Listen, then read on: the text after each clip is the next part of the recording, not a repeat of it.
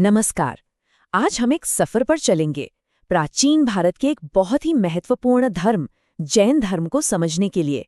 जानेंगे कि इसकी शुरुआत कैसे हुई और इसके मूल सिद्धांत क्या हैं। तो चलिए शुरू करते हैं। लेकिन सबसे पहले एक सवाल, आखिर उस दौर में ऐसा क्या हो रहा था कि नए नए धर्मों की जरूरत आन पड़ी? यही सवाल असल में हमारी पूरी कहानी की नींव है। देखिए, जो महाजनपद काल था उस वक्त समाज में कई तरह की दिक्कतें थीं।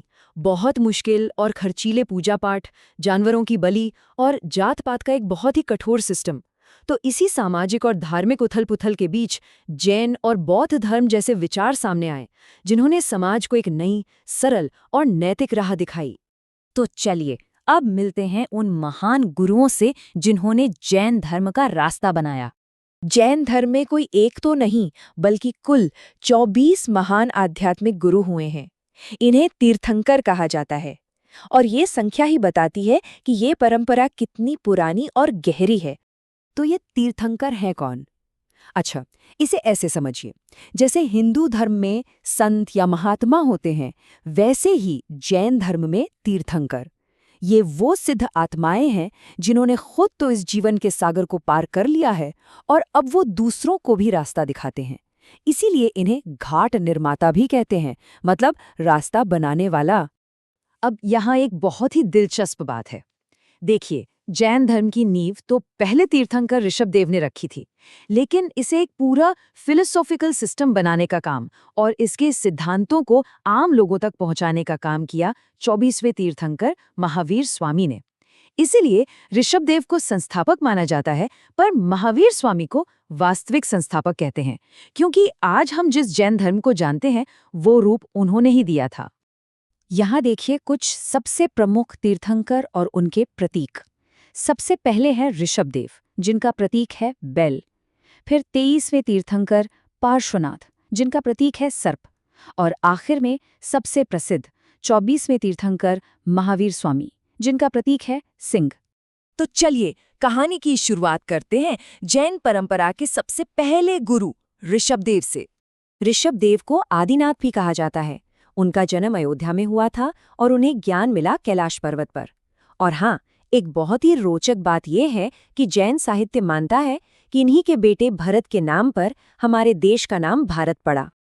अब कहानी में थोड़ा आगे बढ़ते हैं और बात करते हैं 23वें तीर्थंकर पार्श्वनाथ की और जैन धर्म को दिए उनके सबसे जरूरी योगदान की। आपको ये जानकर शायद हैरानी हो कि महावीर स्वामी से भी कई 100 साल पहले 23वें तीर्थंकर पार्श्वनाथ ने जैन धर्म की नैतिक नींव रख दी थी। उन्होंने अपने अनुयायियों के लिए 4 सबसे जरूरी नियम बनाए जो आज भी जैन जीवन शैली का आधार हैं। इन 4 सिद्धांतों को चातुर्याम कहा गया। पहला, अहिंसा, यानी किसी भी जीव को मन, वचन या काम से दुख न देना। दूसरा, सत्य, यानी हमेशा सच बोलना। तीसरा, अस्तेय, मतलब चोरी न करना। और चौथा, अपरिग्रह, यानी जरूरत से ज्यादा चीजें इकट्ठा न करना और उनसे दिल न लगाना। और अब कहानी पहुंचती है अपने सबसे अहम पड़ाव पर, जब आगमन होता है सबसे प्रसिद्ध तीर्थंकर महावीर स्वामी का। महावीर स्वामी का बचपन का नाम वर्धमान था। वो एक राजकुमार थे। उनके पिता सिद्धार्थ एक कबीले के राजा थे। लेकिन महलों का सुख उन्हें रास नहीं आया और सिर्फ 30 साल की उम्र में सच की खोज में उन्होंने घर बार सब कुछ छोड़ दिया। और उनकी यात्रा बिल्कुल आसान नहीं थी। घर छोड़ने के बाद उन्होंने पूरे 12 साल तक बहुत ही कठोर तपस्या की। तब जाकर 42 साल की उम्र में उन्हें केवल ज्ञान मिला, यानी परम सत्य का अनुभव हुआ। और आखिर में 72 साल की उम्र में उन्होंने पावापुरी में निर्वाण प्राप्त किया। तो सवाल ये है कि महावीर स्वामी ने पार्श्वनाथ के दिए सिद्धांतों में ऐसा क्या जोड़ा जो इतना महत्वपूर्ण बन गया? चलिए देखते हैं। महावीर स्वामी ने पार्श्वनाथ के दिए 4 व्रतों को जैसे का तैसा अपना लिया। अहिंसा, सत्य, अस्तेय और अपरिग्रह। और फिर उन्होंने इसमें अपना एक 5वां और सबसे जरूरी व्रत जोड़ा, ब्रह्मचर्य। इसका मतलब था अपनी सभी इंद्रियों पर पूरा काबू रखना। और इन 5 को मिलाकर कहा गया पंच महाव्रत। महावीर स्वामी का सबसे ज्यादा जोर इसी 5वें व्रत यानी ब्रह्मचर्य पर था।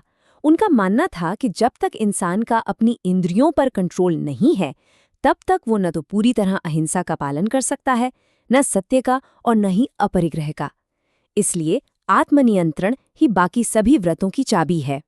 तो चलिए फटाफट से एक नज़र डालते हैं कि इस पूरी बातचीत की सबसे अहम बातें क्या रहीं। तो हमने ये समझा कि जैन धर्म समाज में फैली बुराइयों के जवाब में सामने आया। इसका रास्ता 24 तीर्थंकरों ने मिलकर बनाया।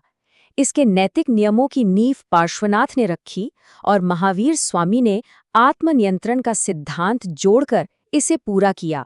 और जाते जाते आपके लिए एक सवाल छोड़ जाता हूँ। आज की इस दुनिया में जहाँ हर कोई ज़्यादा से ज़्यादा पाने की दौड़ में लगा है, वहाँ अपरिग्रह का ये पुराना सिद्धांत, यानी चीज़ों से मोह न रखना, हमारे लिए कितना मायने रखता है, सोचिएगा ज़रूर।